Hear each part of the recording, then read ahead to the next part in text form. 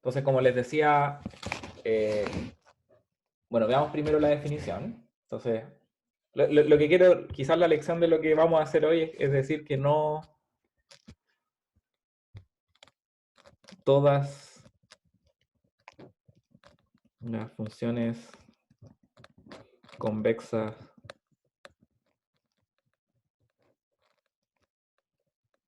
son iguales.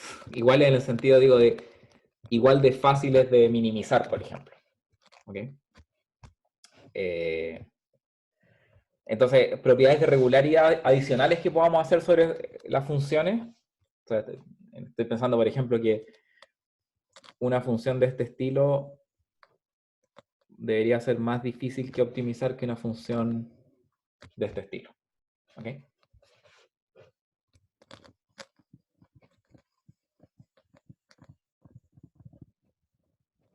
Y esta noción de suavidad es la misma que ustedes vieron en la tarea 2.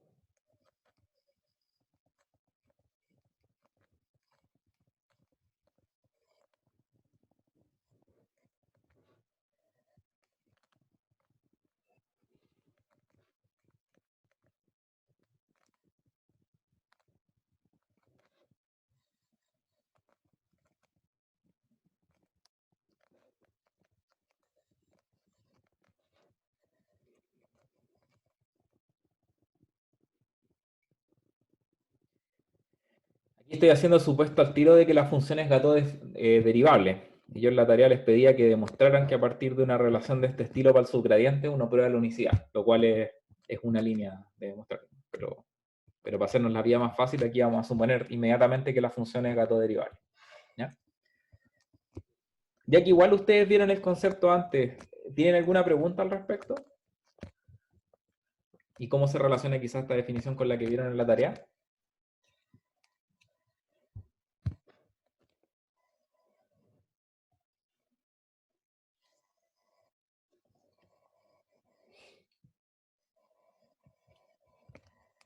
Ya, si no, voy a ver al tiro algunos ejemplos.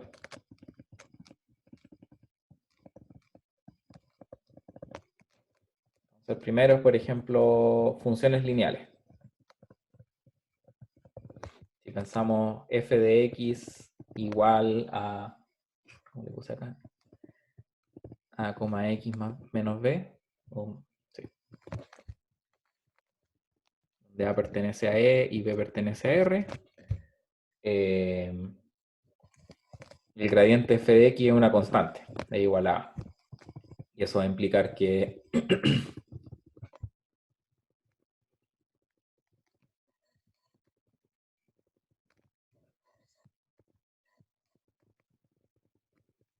o sea, f es mu suave con mu igual a 0. ¿Eh? Ese es el caso más sencillo. El otro que ustedes vieron en la tarea, perdón, se me olvidó decir aquí,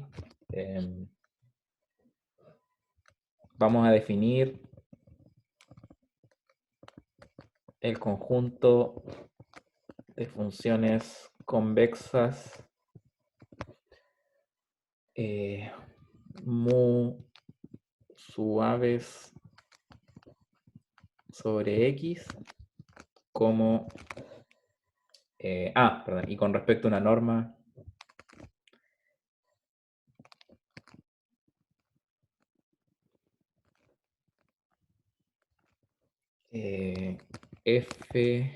fx norma 1 mu, ¿ya?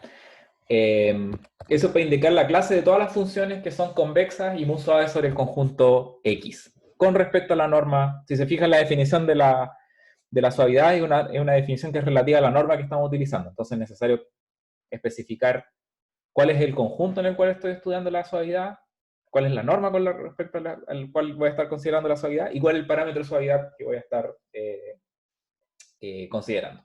¿Ok? Se me había olvidado esa definición. La notación va a ser usada ahí esporádicamente para no tener que repetir funciones convexas muy suaves, simplemente vamos a ocupar ese F caligráfica. ¿Por qué era el 1? Porque básicamente es porque aquí está escondido un exponente 1, aquí y aquí. ¿Ya? Si uno piensa, por ejemplo, esto es una condición tipo Lipschitz para el gradiente, ¿cierto? Eso es lo que estamos diciendo. Pero uno podría considerar, por ejemplo, que el gradiente tuviera un parámetro de Holder continuidad. De hecho, no, el 1 no hay. Y este 1 que yo puse acá podría variarlo. ¿Sí? Chat, porfa. ¿Perdón? Chat. Ah.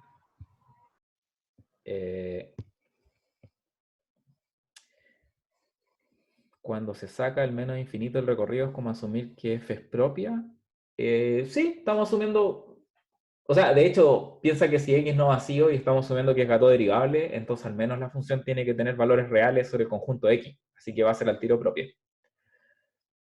Faltaría que el dominio es no vacío. No, o sea, si es que, digamos, si por dominio te refieres a x, podríamos poner x distinto a vacío aquí. Y si asumo que x es distinto de vacío y digo que la función es gato derivable sobre ese conjunto que es no vacío, inmediatamente la función va a ser propia y el dominio por ende tampoco va a ser vacío. ¿Sí?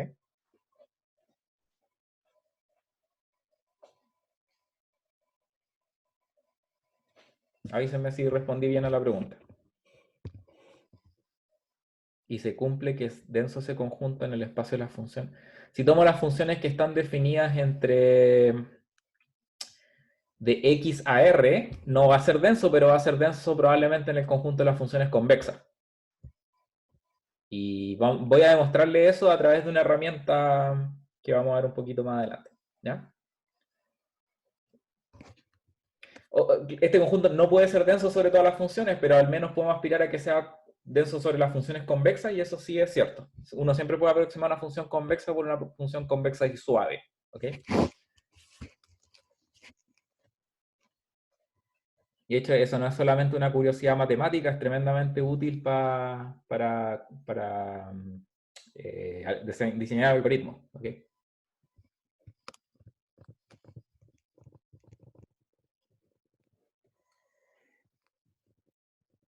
Ahora, si tomamos la función f de x como la que ustedes vieron en la tarea,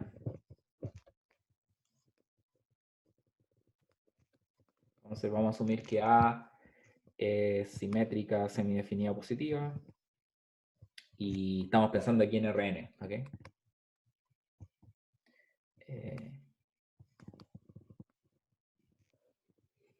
O Rd.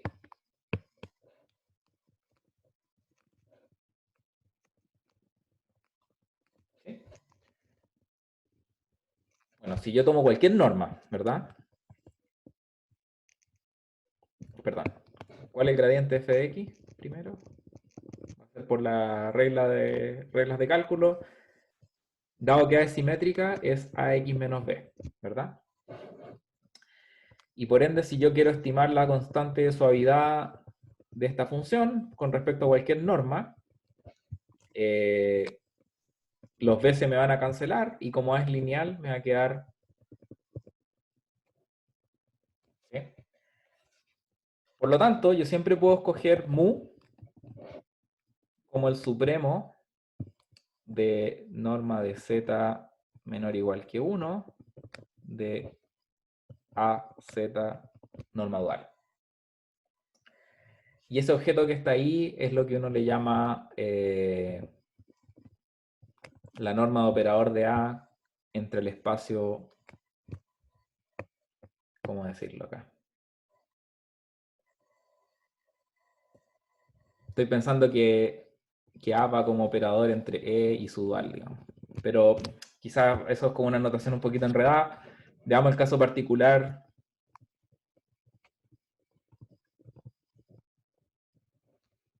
Cuando la norma es igual a la norma P.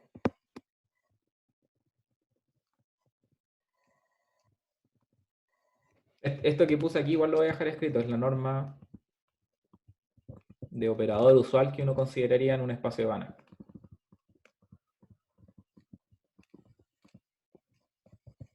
¿Ya? Pero dado que no estamos hablando de dimensión infinita, esa estrella queda como un poquito fuera de lugar, digamos. Pero fíjese lo siguiente, si yo considero la norma como la norma P, lo que estoy diciendo es que la constante de suavidad que puedo considerar acá va a ser el supremo de norma de Z P menor o igual que 1, y lo que voy a maximizar acá es la norma conjugada del A de Z. Y eso quizás aquí lo puedo definir con una notación un poquito más amigable. Va a ser la norma de A, P, a P estrella. Ese es el nombre que uno usaría. Es como estoy midiendo cuánto incrementa la norma dual, el operador A, al aplicárselo a un vector Z cualquiera que esté en la bola unitaria, ¿verdad? Esa es la idea. Y si, por ejemplo, P es igual a 2, bueno, en ese caso me queda la norma de operador usual, que es la que ustedes vieron en la tarea, ¿verdad?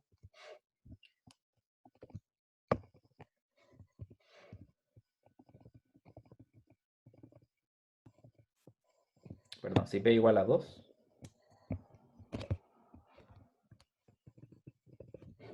van a tener que este mu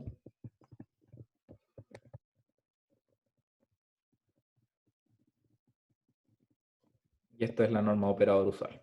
¿Cómo le había llamado op? ¿O norma estrella? No me acuerdo. Avíseme porque hay varias notaciones para esta norma y no me acuerdo cuál fue la que terminé usando en el curso. Creo que sí era. Ya. Eso, y bueno, y corresponde en este caso, como A es simétrica semidefinida positiva, el máximo valor propio. No sé cómo ponerle aquí, pongámosle lambda 1 de A.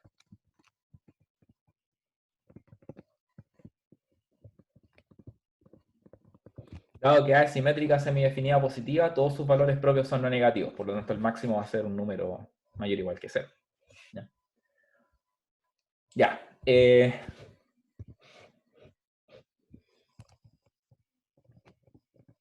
Si no fuera así, correspondería al máximo valor singular. Claro, pero es que en ese caso necesitaría... sí, o sea, si es que... Sí, el máximo de este objeto que tenemos aquí, ese supremo de norma de A en Z, va a ser el máximo valor singular de A, en el caso en que P igual a 2.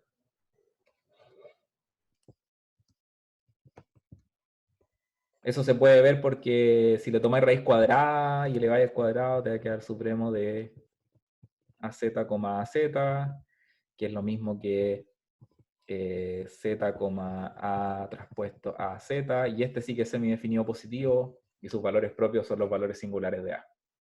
¿Sí? Sí, perfecto.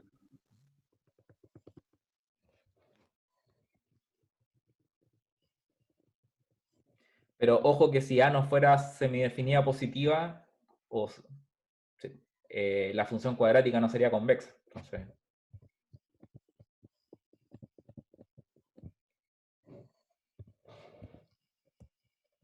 ya. El lema de descenso es algo que yo les pedí en la tarea. No sé si les costó mucho o les pareció natural.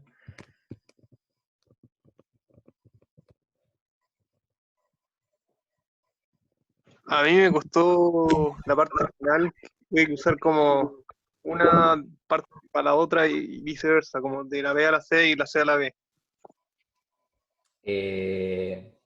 Tú decías con respecto a las preguntas del enunciado. Sí, Ya, tendría que ver ahí qué era exactamente las partes, pero a ver, lo puedo ver aquí. A ver.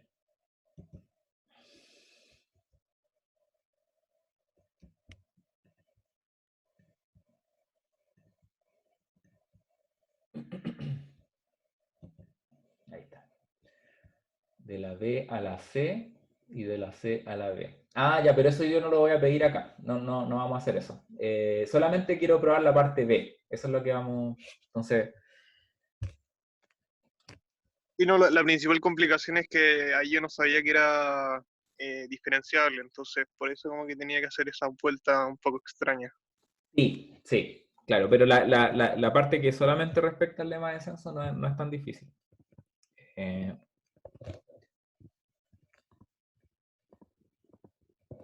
No, claro, aparte es que como no sabíamos ni siquiera si era continua, solamente era convexa y muy suave, eso era lo que hacía más complicado todo. Claro, básicamente lo que tenían que hacer era como ir probando a mano cada una de las propiedades de f que se derivan solamente desde esa desigualdad que estaba en el enunciado. Lo cual no necesariamente es fácil porque tienen que ocupar las caracterizaciones de regularidad que vimos en el curso. Eso es como, ese era el punto. Por eso, o sea, yo les podría haber hecho la vida más fácil y preguntar la tarea al tiro con una función diferenciable, pero quería que ocuparan los teoremas del curso para concluir eso. Ya, ese es el lema de descenso. La verdad es que estamos un poquito apretados de tiempo y yo no sé si lo pudieron hacer o si no lo pudieron hacer, pero está escrito en el apunte. Entonces les quería preguntar si lo podemos saltar o prefieren que igual lo haga.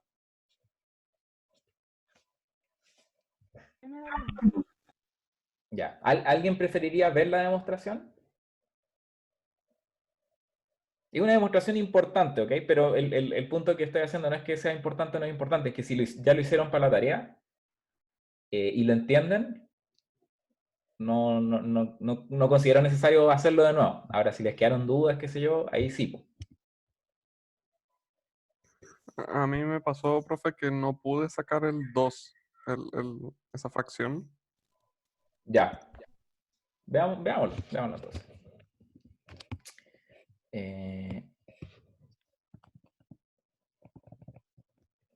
La idea es bien sencilla, o sea, está basada en lo que está en la indicación. Vamos a ocupar el teorema fundamental del cálculo. Creo que sé por qué no te salió en un medio, pero vamos viéndolo en la demostración. Entonces, vamos a considerar la función g, al igual que la clase pasada, que es una función que toma un t real entre 0 y 1 y lo convierte en f de x más t y menos x. O sea, estamos interpolando g de 0 es f de x, g de 1 es f de y, y la derivada temporal de g por la regla de la cadena va a ser, acuérdense la regla de la cadena, primero me aparece el gradiente, ¿verdad? Y después me aparece la derivada de lo de adentro. Ahora, como la derivada de lo de adentro es con respecto a t, que también es lineal, lo que me queda es y menos x, ¿verdad? Así que podemos decir f de y menos f de x es igual a g de 1 menos g de 0, y esto es igual a la integral de g' de t entre 0 y 1 de t, ¿cierto? Ahora, esta integral es a su vez igual a esta integral.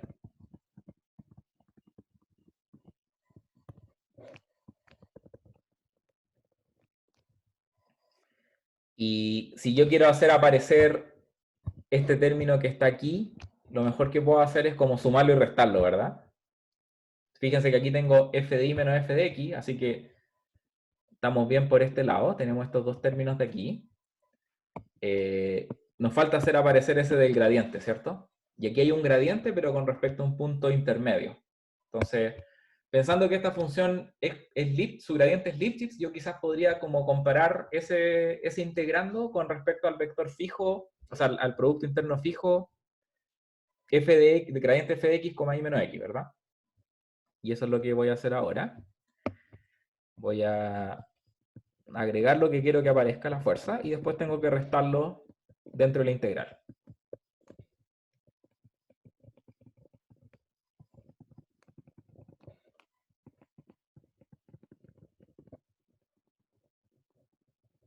¿Sí?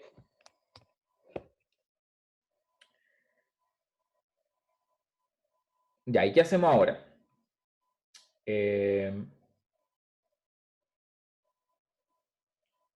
Bueno, nosotros sabemos que esta función es Lipschitz, ¿verdad? Entonces yo podría ocupar la desigualdad de Holder o esta desigualdad como de norma primal dual para hacer aparecer la norma dual de la diferencia de los gradientes. Entonces,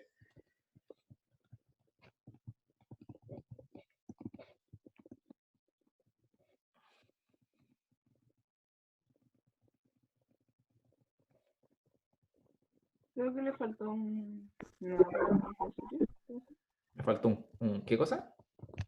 un habla. O sea, primer término. Ah, sí, sí. Verdad. Gracias. Y este de acá, como f es muy suave, lo puedo acotar por arriba por mu por la norma de la diferencia de estos vectores. Pero si se fijan, la norma que me aparece es t por i menos x, ¿verdad? Y como la norma es una homogénea, puedo sacar el t. Así que esto me queda... Voy a sacar todos los escalares. O sea, me va a quedar mu... Perdón, esta no es norma estrella, esto es norma solamente.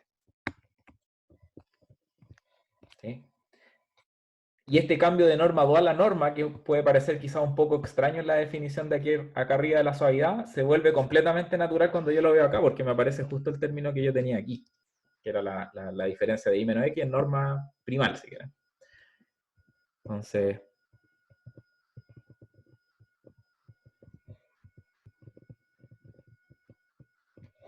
quedo con eso. Ahora, ¿cuál es la integral entre 0 y 1 de t de t? Yo podría acotar todo eso por 1, ¿verdad? Porque t es menor o igual que 1. Pero si yo integro, la integral de esto me da t cuadrado medio. Y ahí me aparece el 1 medio. Profe, Nuevamente me falta un... creo que también le faltó como un habla en la segunda línea dentro de la integral. ¿Profe? Y sumó y restó nada fx, ¿no? Sí, se borró, parece, porque se lo había puesto. Pero ya, sí. Ahí está. ¿Verdad? Sí. Ya, y ahí me aparece el 1 medio. El 1 medio me aparece por la integral de t de t. No sé si respondí a la persona que me dijo que no había... Sí, quedó súper claro. Gracias, profe. Yo siempre podía acotarlo por 1, pero podía hacerlo un poquito mejor y obtener eso 1 medio. No es el punto de la demostración, ¿ok? Es un detallito, pero sí, dado que se puede hacer, vale la pena. Ya. Esto es si quieren, como una... Este lema es básicamente lo que está detrás de todos los análisis de convergencia para funciones suaves, ¿ok? Y como ustedes vieron en la tarea, uno puede, solamente a partir de esta desigualdad, demostrar convergencia en el método del gradiente, por ejemplo. Pero otros métodos que vamos a ver más adelante en el curso también se pueden analizar ocupando esta misma desigualdad, ¿ya? Sin embargo, lo que me gustaría enfatizar ahora es que las funciones convexas suaves, o sea, a ver, yo sé que toda función convexa satisface esta desigualdad.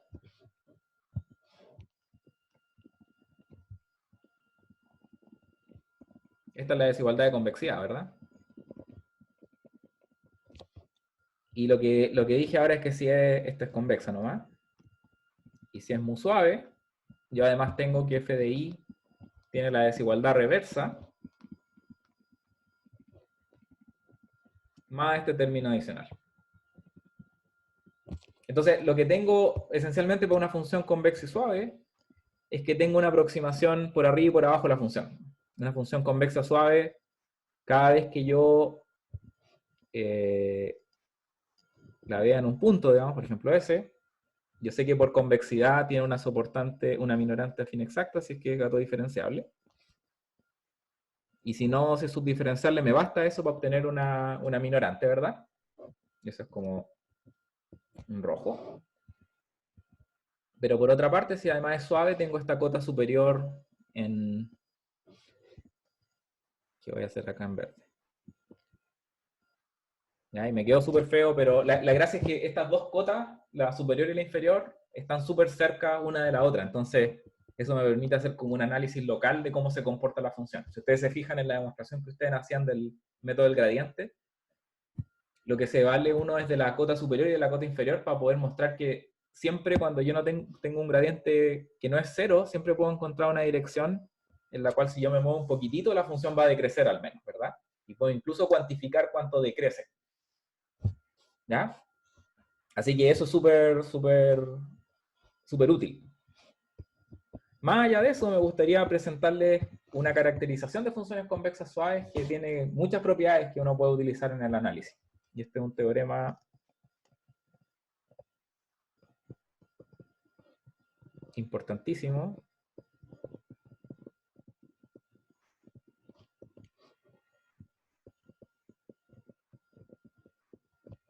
Que nos va a dar una caracterización de funciones convexas suaves. Entonces, Profe, a mí hay una cosa que no me queda muy clara respecto a esto, porque viendo solamente las expresiones implica que es, es derivable, ¿sí?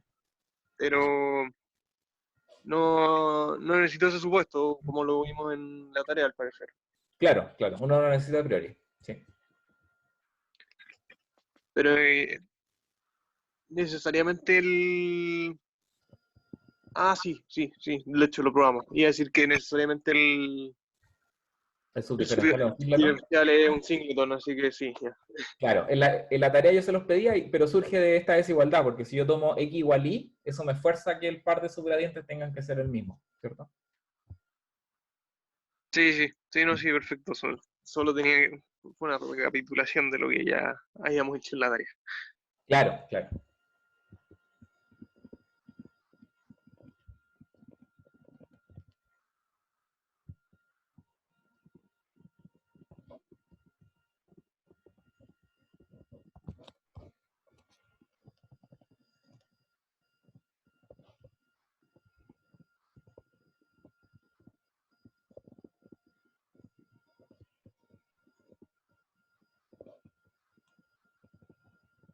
Ya. Entonces las siguientes propiedades son equivalentes.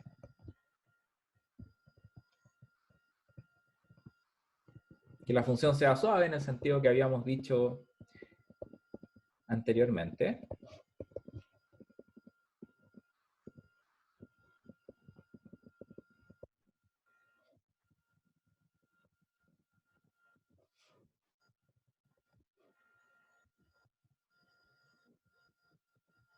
Entonces, lo que probamos antes, este lema de descenso, no solamente es necesario para funciones convexas, pero también es suficiente. Si yo tengo esta desigualdad, yo puedo probar que f es muy suave.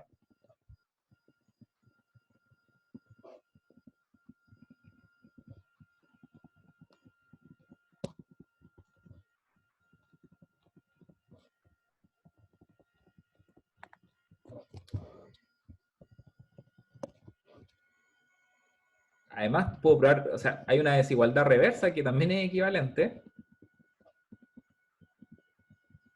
Esta es quizás la que es más rara. Perdón, es 1 partido por 2.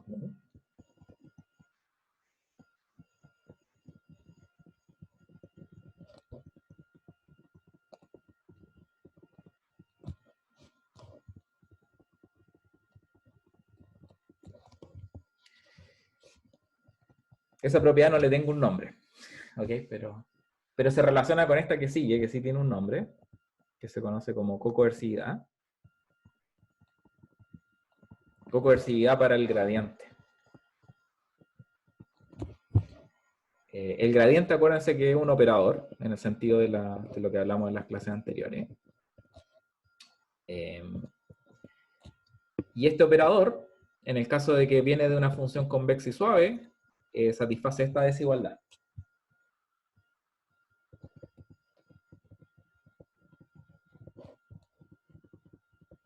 Entonces, yo sé que el gradiente de una función convexa es monótono, ¿cierto? O sea, ese producto interno que escribí ahí tiene que ser siempre mayor o igual que 0, ¿verdad? Pero cuando la función es convexa y suave, no solamente es mayor o igual que 0, sino que es mayor o igual que algo que depende de la diferencia de los gradientes. Y esa propiedad, eso de que un operador T, o A le habíamos puesto, ¿verdad? Un operador A, satisfaga una cota de este estilo, se conoce como una propiedad de cocoercividad. ¿Ya?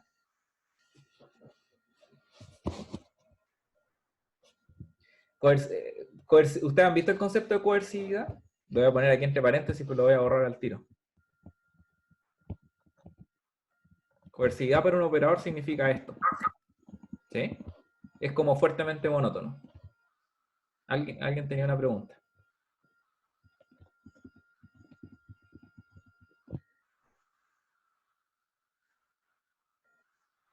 Cuando hablamos de cocoercividad, es como que uno, en vez de mirar el operador A entre X e Y y decir que es coercivo, lo que miro es como la aplicación inversa de aquí va. Perdón.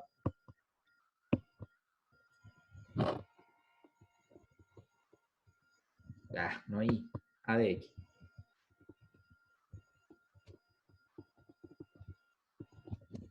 Entonces, cuando hablo de que un operador es cocoercivo, es como que su inversa fuera coerciva. Vale decir que fuera fuertemente monótona. Y una función convexa es tal que satisface eso. ¿Okay? Convexa y suave, perdón. No es muy relevante para lo del curso, pero si alguno de ustedes tiene un interés con cosas más de análisis funcional, es algo que aparece recurrentemente. A todo esto, si estuvieron en la charla ayer de Eduardo Serpa, habló en un momento de operadores monótonos.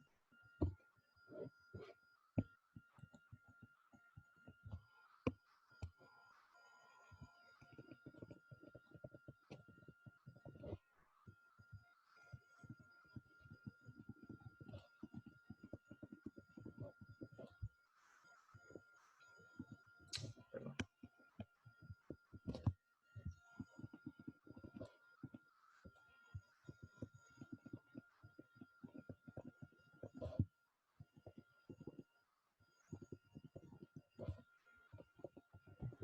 Profe, ¿Sí?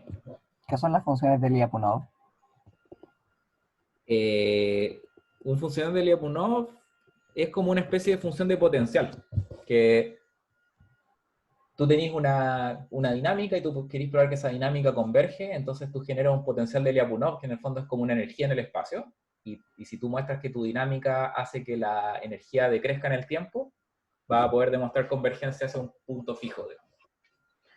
De hecho, nosotros vamos a hacer un análisis de convergencia tipo Lyapunov cuando pasemos a la parte de algoritmos, porque me gustaría explicar cómo qué pasa en la dinámica continua. Así que el próximo capítulo les voy a presentar ejemplos muy sencillos de potenciales de Lyapunov. Uf, es que estaba perdido en esa parte de la charla. Sí, es que eso es algo que, claro, es como más de ecuaciones diferenciales y ordinarias. Y algo que se ve poco en la carrera, la verdad. Pero vamos a ver un ejemplito para funciones convexas que creo que ilustra bien, al menos, como de qué se trata la idea, si no, no es una idea complicada. Ya, esas son las 5 propiedades que caracterizan. Todas estas 5 propiedades, cualquiera de ellas implica que la función es suave y convexa. ¿Ok? O sea, perdón, vamos a partir suponiendo siempre que la función ya es convexa, de hecho que en gamma 0.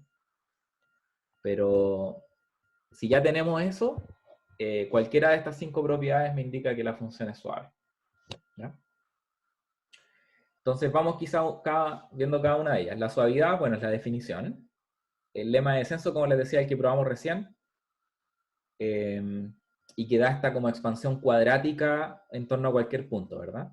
Es como una expansión, yo trato de verlo como una expansión de Taylor de orden 2, pero en realidad es como una dominación de la expansión de Taylor de orden 2, porque en el fondo, aquí donde debería tener un hessiano, yo lo estoy dominando por la constante suavidad. Y si lo piensan, por ejemplo, para el caso de funciones cuadráticas, es exactamente lo que estamos haciendo de aquí, como de dominar la forma cuadrática por el comportamiento del peor valor propio, que es el máximo. ¿Verdad? Y la cota inferior que resulta por convexidad es como decir, bueno, todos los valores propios del hessiano son mayores o iguales que 0, así que lo puedo reemplazar inferiormente por 0, y eso me daría la desigualdad de convexidad. ¿Se fijan? Esta tercera cota es un poquito más difícil de entender.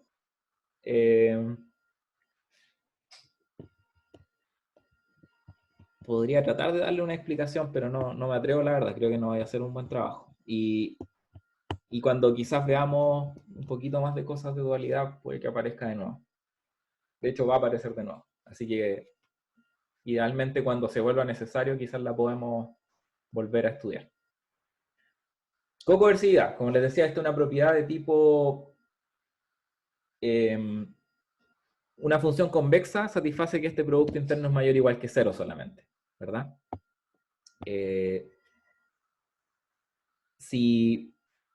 Claro, el punto es que la propiedad de suavidad me da una cota estrictamente mejor que eso, o mejor, sí, una cota mejor que depende en realidad de cuánto varía el gradiente, ¿ya? Y esto es una propiedad del operador gradiente, ¿ya? Y la 5 lo que me gustaría ilustrar es que la 5 es una cuestión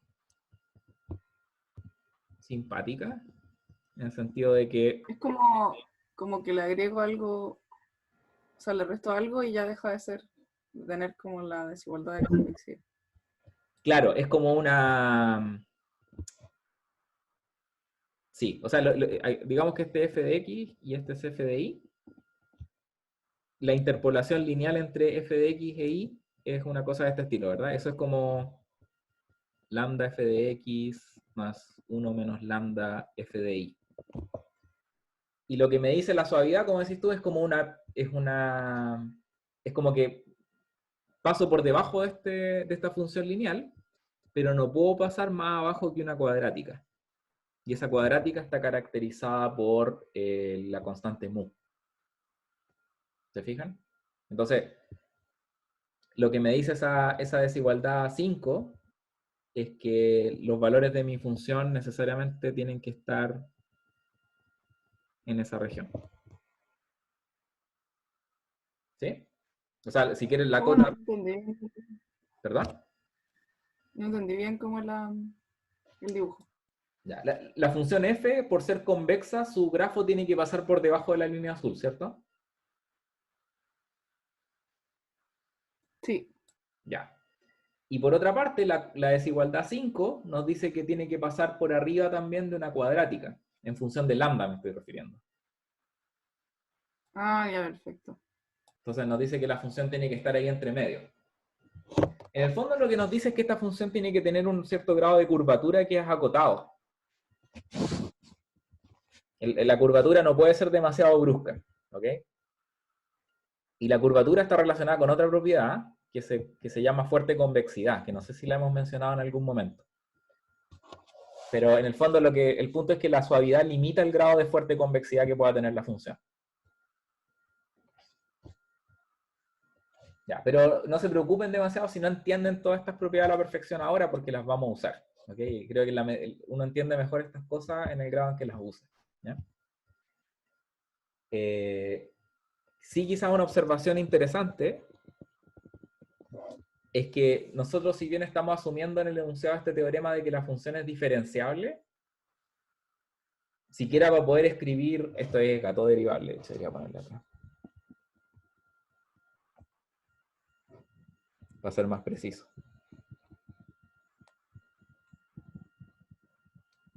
Eso, el supuesto de G de derivabilidad lo estoy haciendo para siquiera poder escribir el gradiente de la función. ¿Ok? Pero si ustedes se fijan, la propiedad 5 no involucra el gradiente. Entonces y dado que está esta equivalencia, uno puede, no lo voy a hacer porque toma un poquito de tiempo, pero la propiedad de 5 implica que f es G derivable. Y luego implica que es suave.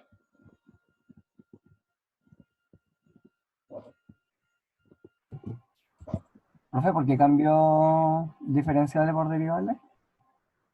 Ah, no, es que digo en el sentido de Gatot, no en el sentido de Frechet. Era para clarificarlo nomás. Ya.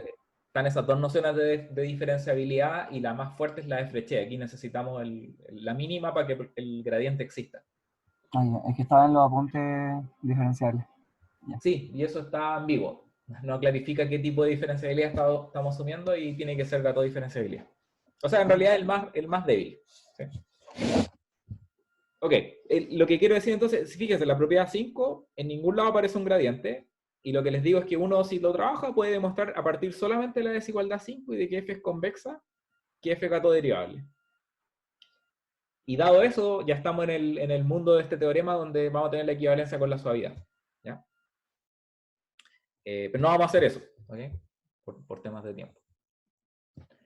Lo que vamos a hacer es demostrar este teorema.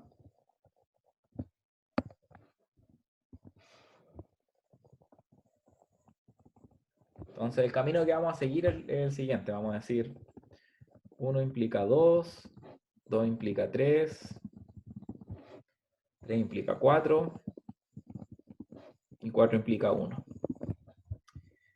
Y luego vamos a decir 2 equivalente con 5.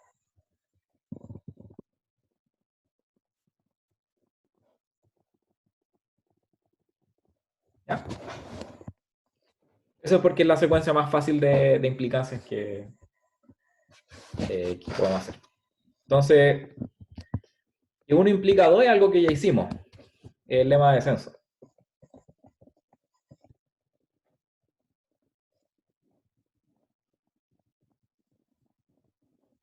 Por lo tanto, ya está hecho. Probemos que 2 implica 3. ¿Ya? Esta parte es complicada. O requiere un truco no trivial. Lo primero que vamos a hacer es decir, bueno, la propiedad 3, si es que el gradiente de f en x es igual al gradiente de f en y, estamos listos, ¿cierto? Ya que f es convexa, por lo tanto f satisface esa desigualdad.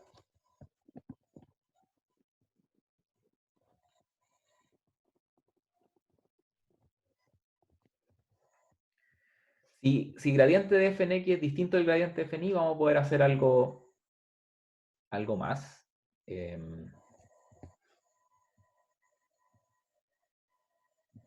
Sí. Ya.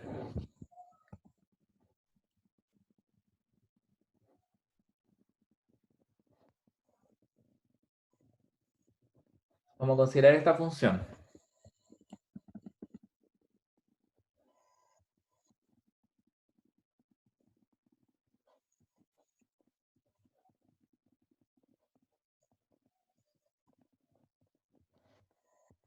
Esta función no es importante en este punto del curso, pero se conoce como la divergencia de Bregman.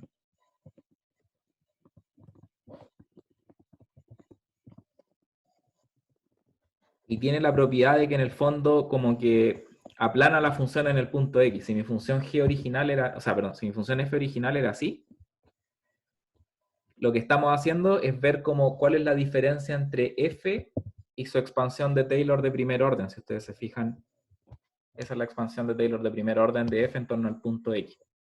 Entonces, si yo estoy parado aquí en X, tengo esto.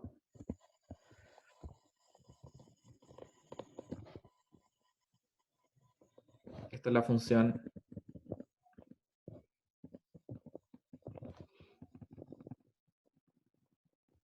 Entonces, esta función tiene la gracia de que hace que, o sea, este salto de aquí es el gxy. Por lo tanto, va a tener la propiedad de que gx de x es igual a 0 y que el gradiente de g... g es diferenciable por álgebra de funciones diferenciables, ¿verdad? Y ocupando las reglas de las derivadas, digamos, si yo derivo con respecto a y acá, me va a quedar gradiente de f y menos gradiente de f en x. ¿Sí? Esto lo estoy viendo exclusivamente como una función de y. En este momento x está fijo, ¿ya? Y por eso lo puse como subíndice.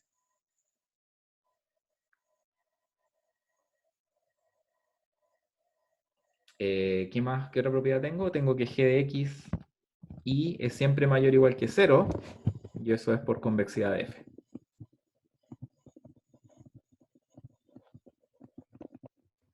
Son propiedades de g sub x. Ya, no sé si hay alguna pregunta hasta este momento con respecto a esta definición.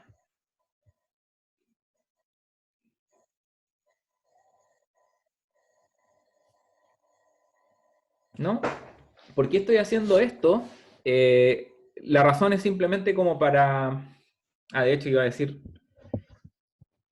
No solamente es cierto que, que g de x es igual a 0, sino que el gradiente de g de x en x también es igual a 0, ¿verdad?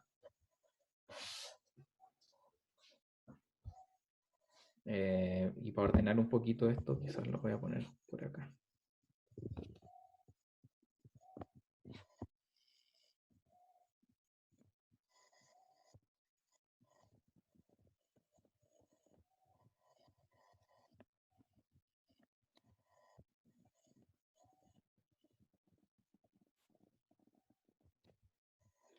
Pero la gracia entonces de la divergencia de Bregman es que yo, si me paro en un punto ahora, en ese x, voy a tener que tanto la función como su gradiente es 0, y la función es mayor o igual que 0. O sea, se va a ver algo así, ¿verdad?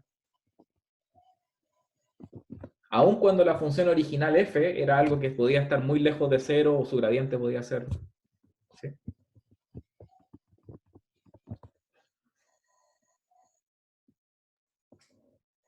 Ya, no sé, ¿hay preguntas o está claro?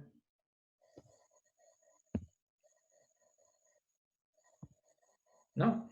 Eso que dibujó recién es el gradiente de g de x, ¿no? No, es la función g de x, esta función que viene de estas diferencias.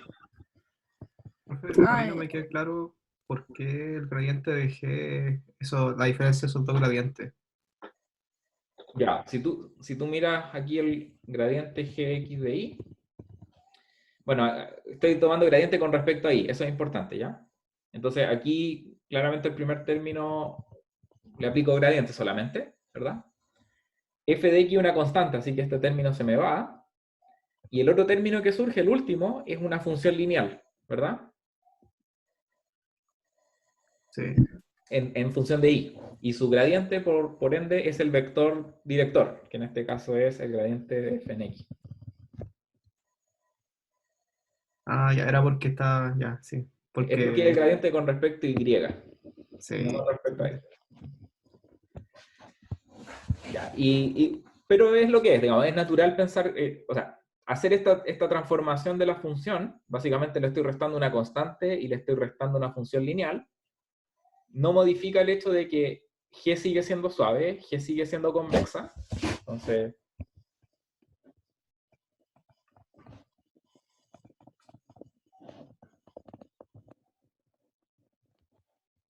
G es, digamos, G derivable y F lo es. O sea, como que simplemente estamos haciendo una perturbación afín de la función, por lo tanto las propiedades estructurales que tiene no las hemos perdido, ¿verdad?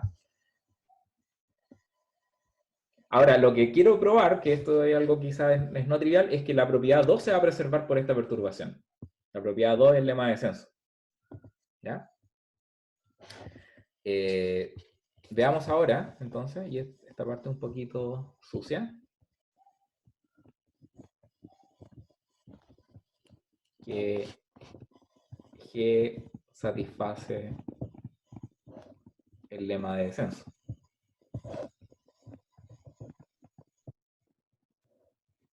Ahora, naturalmente, o al menos a un nivel intuitivo, uno debería esperar que sí, que se siga cumpliendo, ¿verdad? Porque lo único que dice el lema de descenso es que f satisface una expansión cuadrática en torno a cualquier punto x. Y si yo hago una perturbación afín, esa perturbación afín debería preservar, o sea, debería en el fondo, la expansión cuadrática en torno a g va a ser distinta, pero va a ser solamente distinta debido a esa perturbación afín, ¿verdad? Así que, si bien el álgebra es un poquito sucia, esto es algo que es perfectamente esperable, ¿ya? Tenemos que demostrarlo, pero digo, a nivel intuitivo debería ser cierto.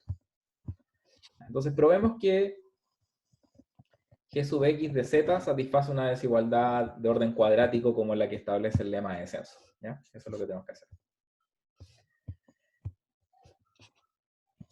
Por definición, gxz es f de z menos f de x menos gradiente f de x, z menos x. Si yo me valgo de... lo que voy a hacer ahora es ocupar el lema de descenso para este valor de f de z. ¿Ya? Por ende, f de z va a tener que ser menor o igual que f de i menos, o sea, perdón, más gradiente f de i, z menos i, más mu medios, norma de z menos i, menos f de x menos gradiente f de x.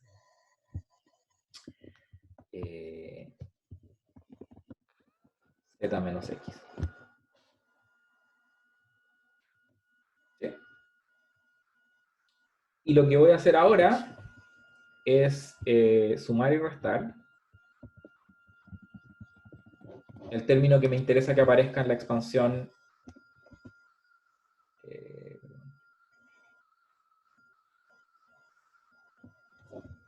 No, este no es el término que me interesa que aparezca en la expansión, pero va a ser útil porque, por la siguiente razón. Profe, ¿por qué hay una desigualdad ahí? No, en la Por- primera línea, de hecho. Estoy aplicando la propiedad 2 a la función f. Perdón, a f de z. O sea, todo esto que está aquí, Ah, ya, igual ya. que f de z. Ahí quizás. Ya, y eso más menos f de x no dice nada, ¿verdad? Sin embargo, la gracia es que, fíjense que yo quiero controlar una expansión de entre x y z, no entre z e y. Por lo tanto,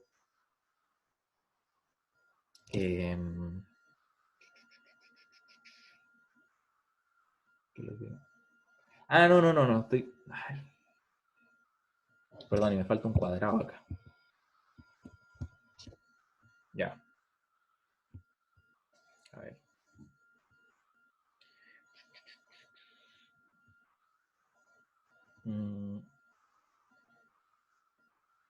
Sí, perdón. Y lo que quiero hacer aparecer aquí es g de x y, ¿verdad? Porque esa es la... Eso me va a dar la propiedad, digamos. Ahora, ¿qué es g de x y? G de x y es f de y menos f de x menos gradiente f de x, y menos x. ¿Dónde está eso ahí arriba? F de y está aquí, f de x está acá, y el gradiente, claro, lo hice aparecer justamente porque quería obtener este término g de x y. ¿Ya? ¿Tan claros que esos tres términos que subrayé en azul los puedo reemplazar ahora por g de x y? O perdón, g sub x de y. ¿Sí? Sí. Ok. Y me quedan otras cosas, ¿verdad? Entonces,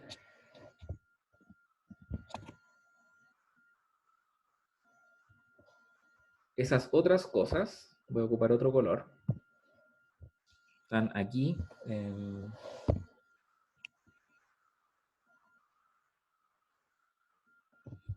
Este en particular. ¿Verdad? Si se fijan, el término con menos x de aquí se cancela con ese que está ahí. ¿Ya? Entonces, juntando estas cosas, me queda gradiente de f de y, z menos y, perdón.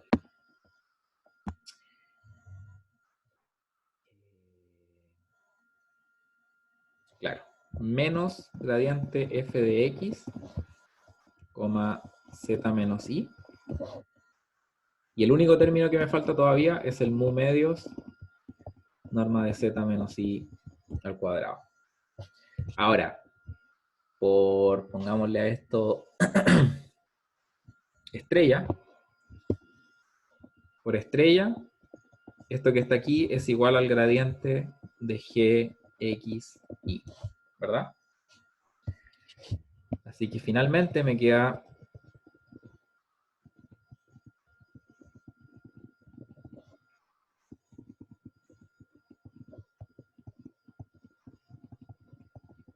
eso.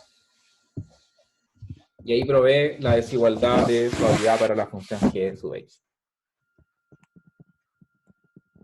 O sea, perdón, satisface 2. que es el lema de descenso.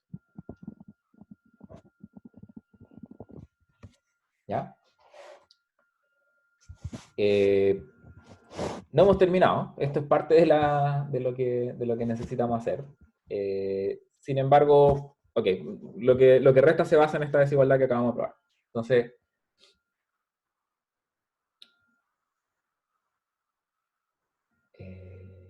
ya. Notamos que G de Z, perdón, G sub X de Z es mayor o igual que G sub X es igual a 0, ¿verdad? Y además que como el gradiente sub G de X de Z es distinto de 0, que viene del supuesto, perdón, de I.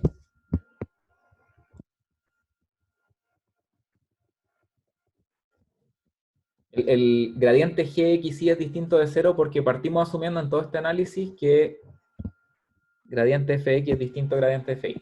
¿Ok? Pero ¿para qué importa eso? Es para decir que en el fondo yo puedo realizar la norma de este elemento dual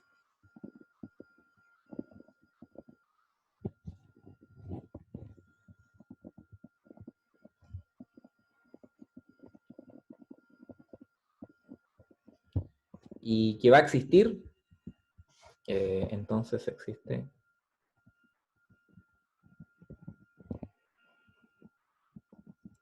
un elemento en la bola unitaria de esta norma que realiza ese máximo.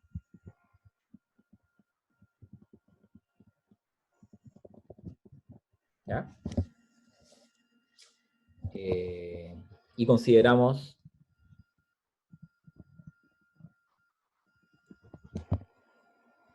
Z igual a I menos norma .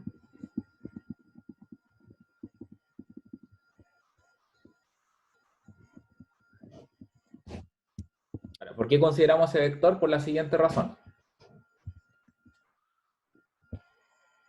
Profe, tengo una duda antes de eso. ¿Por qué es tan como evidente que eso, que se cumple la existencia y eso? Ah, es por compacidad nomás, es que estamos en dimensión finita, así que la bola es un compacto. Y esta función es continua. Entonces, por compacidad, dados esos dos argumentos, existe esa norma dual. Existe el B que realiza la norma dual. Correcto.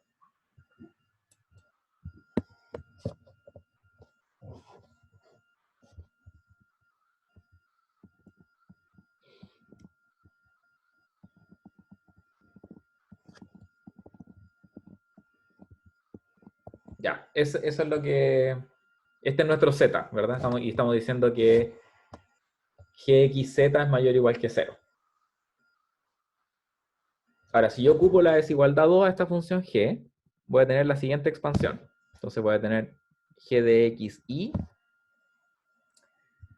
más gradiente G de XY, la diferencia de los vectores, ¿verdad? Y la diferencia de los vectores en este caso es menos gradiente Gx de Y, estrella, partido por mu, B.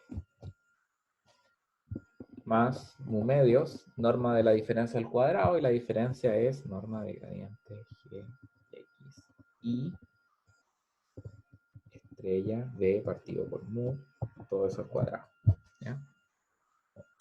La razón por la que escogimos este Z en particular es porque va a hacer que estos dos términos, va a hacer que estos dos términos se compensen. ¿Ok? Lo vamos a ver en un momento, pero digo, por eso es la elección tan extraña de Z. Entonces, ocupando las propiedades del producto interno nomás.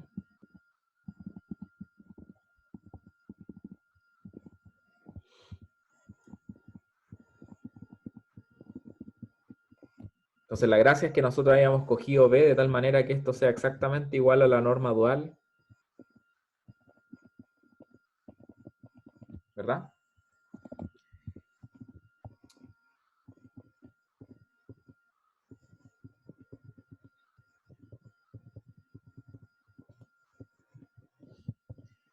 Y la norma de B, a su vez, era un vector unitario, así que eso es 1. Este mu se va con el mu cuadrado. Entonces, si se fijan, aquí me queda... Lo voy a hacer al tiro aquí como... Esto es menos norma de gradiente gx y dual al cuadrado partido por mu, más un medio lo mismo.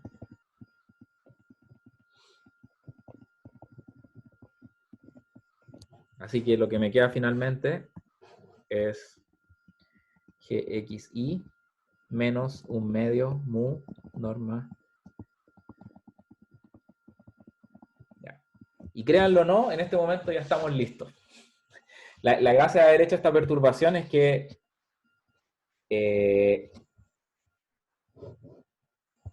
esto que está aquí es el gradiente f de y menos el gradiente f de x. Y esto que está aquí es la expansión de Taylor de f de orden 1. Entonces, esto es equivalente a decir lo siguiente. F de y menos f de x menos gradiente f de x, y menos x, menos 1 partido por 2 mu, norma gradiente f de y menos gradiente f de x, al cuadrado es mayor o igual que 0. Y esa es la desigualdad 2. O sea, perdón, esta es la desigualdad 3.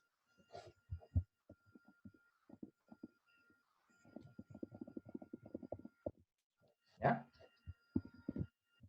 Reordenada, pero es la desigualdad 3. La desigualdad 3 dice que f de y es mayor o igual que todo lo demás. ¿Pregunta?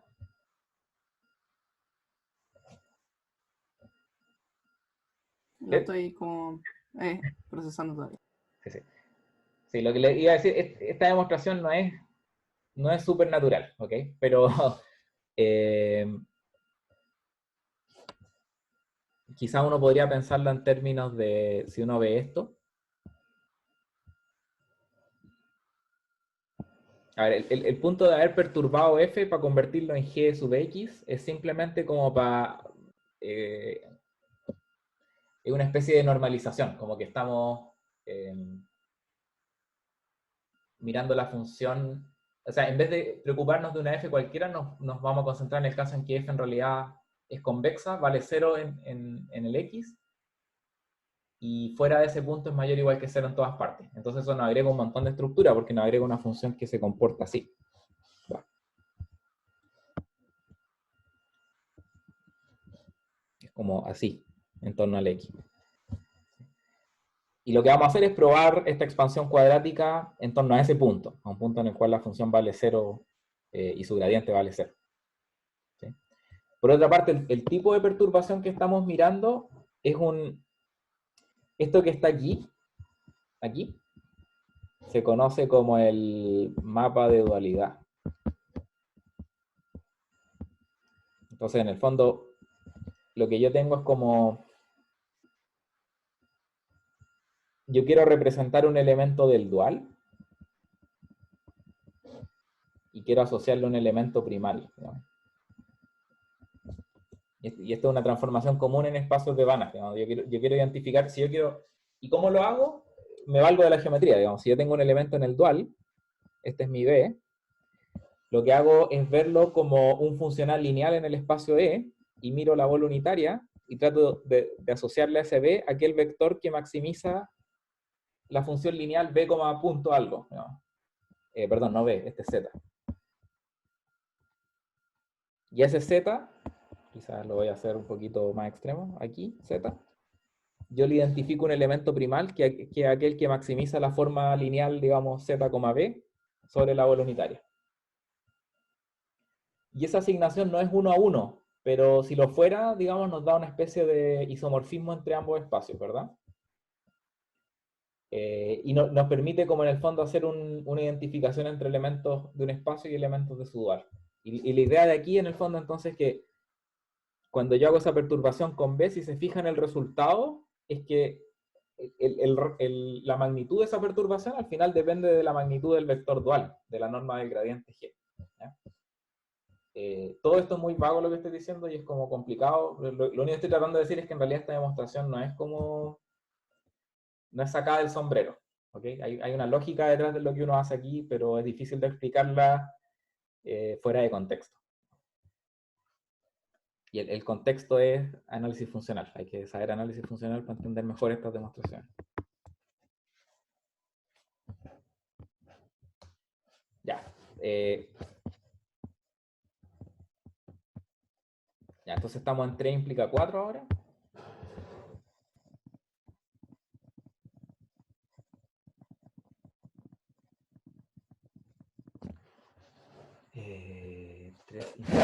Esto es fácil, porque lo que vamos a hacer es usar 3 en pares cruzados. En el fondo lo que nos queremos hacer es echarnos las dependencias de f. Entonces yo voy a decir f de y es mayor o igual que f de x más gradiente f de x, y menos x, más 1 partido por 2 mu, norma del gradiente f de x menos gradiente f de y. Estrella al cuadrado. Y si yo hago esto al revés, ahora digo f de x es mayor o igual que f de y, más gradiente f de y, x menos y. O sea, di vuelta los roles de x e y en ambas desigualdades.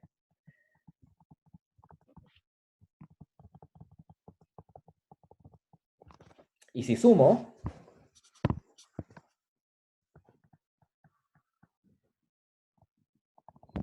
se nos van a cancelar las dependencias de f, ¿verdad? Yo puedo dejar al lado izquierdo gradiente f de x menos gradiente f de y, x menos y, ¿cierto? Eso es lo que resulta de esa suma. Y los 1 medios se van a convertir en un 1 partido por mu, norma gradiente f de x menos gradiente f de y. Igual al cuadrado. ¿Ok? Eso es todo. Ya. Y nos queda 4 implica 1.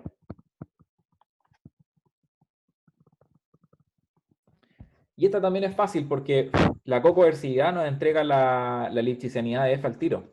Si se fijan,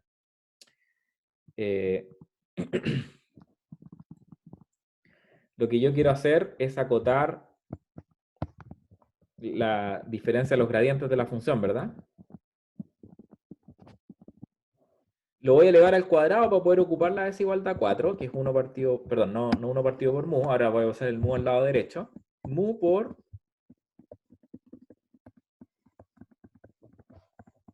Entonces dígame usted ahora qué debería hacer. Quiero obtener la lipschitzianidad, ¿verdad? ¿Qué desigualdad puedo ocupar ahora para ese producto interno? Cauchy-Schwarz. Cauchy-Schwarz, o su versión Banach, digamos, que sería Holder.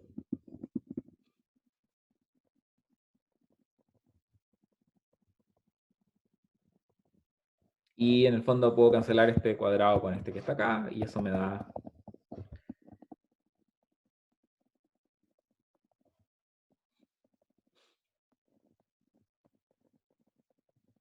Listo. Entonces probamos la secuencia 1 implica 2, 2 implica 3, 3 implica 4 y 4 implica 1.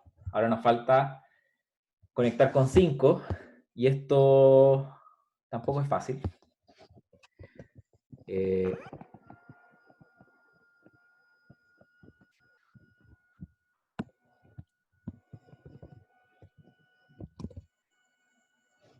Dos implica 5. Ahora, como les decía, claro, el 2 y 5 es natural que estén relacionados porque ambos hacen referencia a una especie de expansión cuadrática de la función. ¿Ven? Pero el tema con 2 es que 2 utiliza los gradientes y 4, o sea, perdón, y 5 no. ¿Ya? Entonces lo que vamos a tener que usar es como hacer algún truco para cancelar los gradientes de f de la misma manera en que lo hicimos en 3 implica 4. Como buscar pares cruzados y sumarlos, cosa que se cancelen las contribuciones. ¿Ya? Y esa es la parte que es un poquito truculenta, no es tan fácil como en 3 implica 4. Vamos a definir x lambda como lambda x más 1 menos lambda y. ¿Ok? Con lambda en 0, 1. Fíjense que ese es el objeto que aparece en la desigualdad 5. Entonces vamos a usar 2. Y para decir lo siguiente, voy a decir f de x es menor o igual que f de x lambda más gradiente de f de x lambda, coma, x menos x lambda más mu medios, norma de x menos x lambda al cuadrado. Ahora, ¿qué es x menos x lambda? Es igual a 1 menos lambda x más... Perdón, ¿estoy haciendo bien esto? No. Sí, 1 menos lambda x menos 1 menos lambda y, ¿cierto? O sea, me queda 1 menos lambda x menos y. Por lo tanto, la desigualdad anterior se puede escribir como sigue.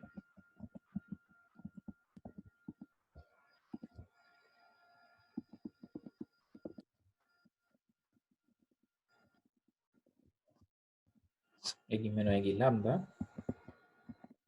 Me bota aquí un x menos y. Más mu medios 1 menos lambda al cuadrado, norma de x menos y al cuadrado. ¿Están de acuerdo con eso?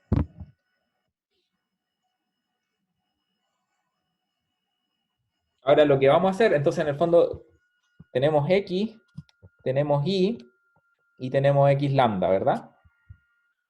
Y lo que hice en esta primera desigualdad, llamémosle 1, fue decir, miremos cómo se acota f de x en función de x lambda, ¿verdad? Hicimos como esa especie de variación de la función con una expansión cuadrática. Ahora lo que vamos a hacer es mirar esa otra expansión cuadrática desde f de x lambda a f de y. Y esas dos, al sumarlas, vamos a hacer que se cancelen las contribuciones del gradiente de f en este punto intermedio x lambda, ¿ya? Entonces, por otra parte, voy a decir que f de y es menor o igual que f de x lambda más gradiente f de x lambda, coma, y menos x lambda. Y este truco de como mirar estas interpolaciones entre ese intervalo es parecido quizás a las cosas que hicimos al principio del curso. La pregunta ahora es, por ejemplo, ¿qué es y menos x lambda?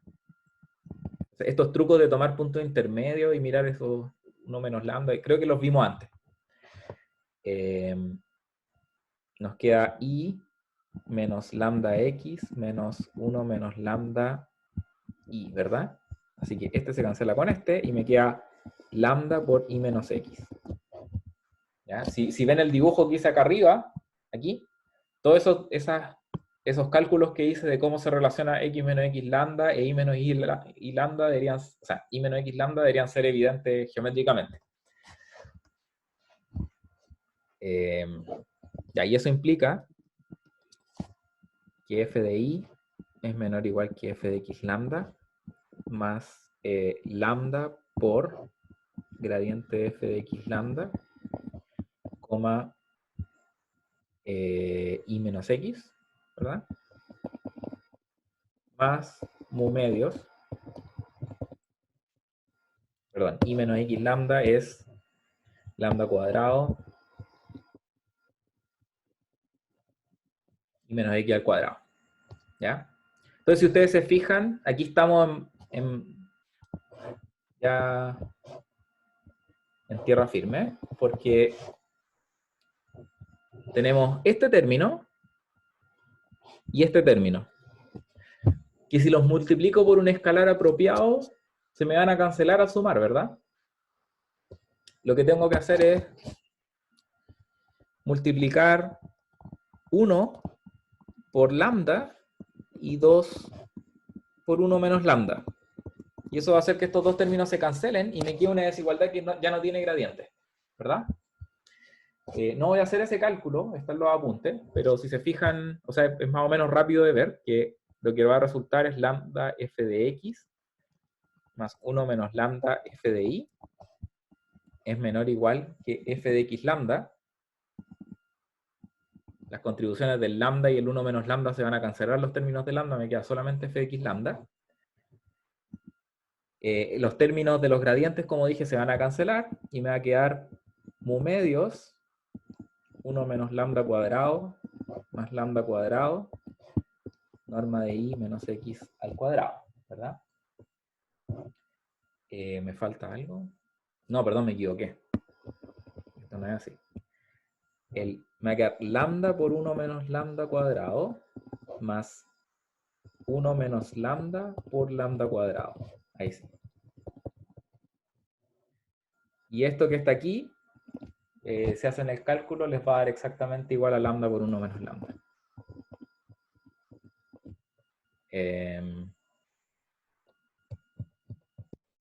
Sí, ¿ya? Y eso prueba la desigualdad 5. ¿Ya? Estoy contra el tiempo, así que les pediría que... Ah, no, pero quizás alcanzo igual a ver... Ya, voy a seguir y les voy a pedir que el resto de la demostración, si no alcanzo a terminar, lo lean de los apuntes, ¿ya? Pero antes de eso, quizás, ¿hay alguna pregunta con respecto a este cálculo que hice acá?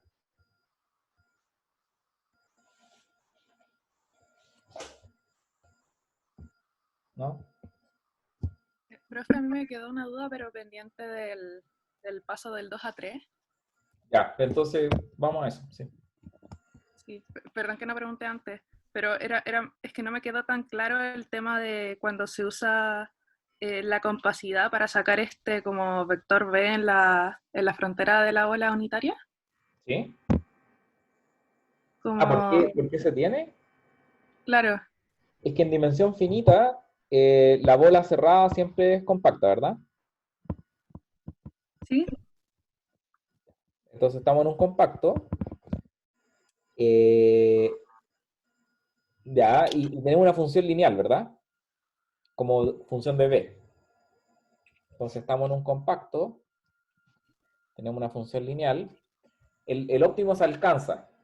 Ahora quizá el problema, ¿verdad? Porque la función es continua. El problema quizás al que tú estés pensando es que podría ser que el óptimo no necesariamente se alcance en la frontera. O sea, no necesariamente B tiene norma 1, ¿verdad? Claro. Ya, si ese es el problema, ese problema se resuelve por el principio del máximo que vimos para funciones convexas. Si yo estoy maximizando una función convexa, ese máximo siempre puedo asumir que se alcanza en un punto extremo. Y los puntos extremos de una bola son siempre puntos que satisfacen norma igual a 1.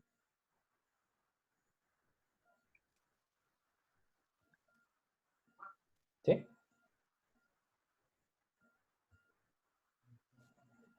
Aquí una mezcla de Weierstrass más el principio del máximo. Pero esto es lo mismo, o sea, podrían pensarlo. Imagínense que la bola, que la norma es poliedral. Entonces estamos maximizando una función lineal sobre un polítopo. Ese máximo se tiene que alcanzar en un vértice, ¿verdad? Entonces, pero aquí como estamos en un conjunto convexo y no necesariamente un polítopo, hay que ocupar este principio del máximo para conjuntos convexos y nos dice que el máximo se alcanza en un punto extremo.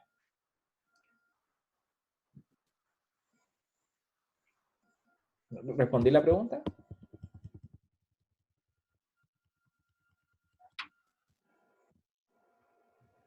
¿No? Ya, en cualquier caso me pasé en el tiempo, así que voy a seguir haciendo preguntas, pero